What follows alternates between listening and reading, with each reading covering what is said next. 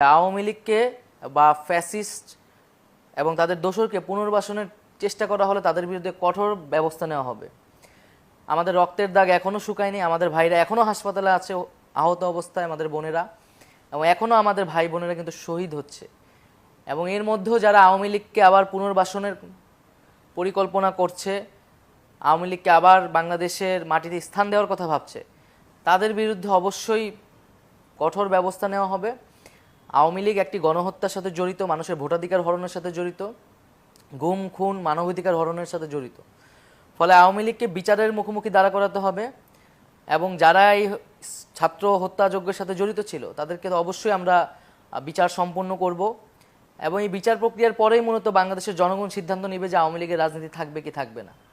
এবং এর আগে আওয়ামী লীগের কোনো পুনর্বাসন সম্ভব নয়।